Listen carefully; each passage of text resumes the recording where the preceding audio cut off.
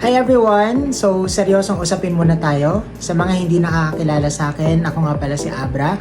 I'm a registered psychometrician and I work as a behavioral therapist.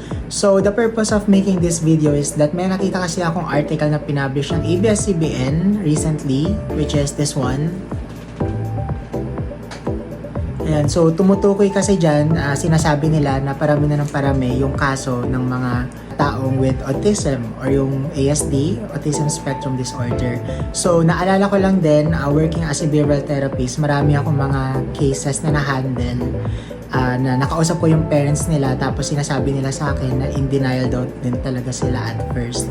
So basically this purpose of this video is to inform all of the first time parents out there o sa mga magulang na nakikitaan nila ng early signs of autism yung kanilang mga kids, no? Kasi marami talaga sa mga magulang talaga na nakakausap ko talagang in denial sila.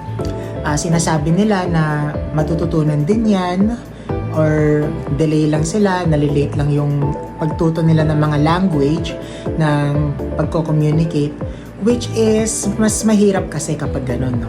Kasi kapag may nakita tayong mga red flags kung tawagin, such as for example, no eye contact, delay yung kanilang speech or yung language skills, hindi sila nakakaintindi agad-agad ng social communication, tapos minsan merong mga hand flapping tayo nakikita, yung mga pag-fidget nila or tinatawag nating steaming, yung paulit-ulit na ginagawa nila kasi for them, nakikita nila yon as pleasurable or talagang gustong-gusto talaga nila yun gawin.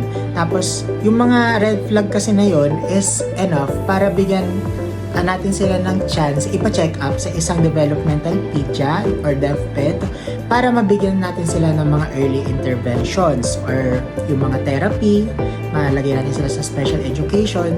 Kasi ang nangyayari kapag late natin na pa-check up yung isang kid or late na laman natin na meron palang autism yung isang kid is that mas mahihirapan dito is yung bata while they are growing. Kasi kapag nabigyan natin sila ng early intervention, ibig sabihin mas magiging maganda yung prognosis, mas mamamanage natin yung outcome ng kanilang autism, no? So, hindi naman porket pina-check up natin sila is nakakahiyang bagay yun, no? Actually, matutulungan pa natin sila. So, the purpose of this video lang talaga is to make an awareness. Ayun nga, yung katulad ng mga early red flags na nabanggit ko, katulad ng tiptoe kapag naglalakad, ayan, isa rin yan sa red flag mo. So, marami pa talaga. Yun lang din yung mga ilan na common, no?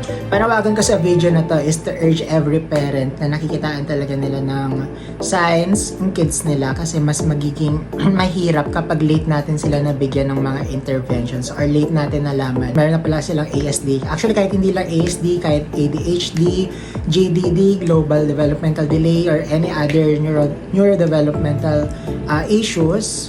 Kasi yun nga, yung pagiging neurodivergent nila is I think for us to understand ano ba yung mas kailangan ng bata compared sa treatment na binibigay natin sa mga pangkaraniwan na tao or sa mga neurotypical.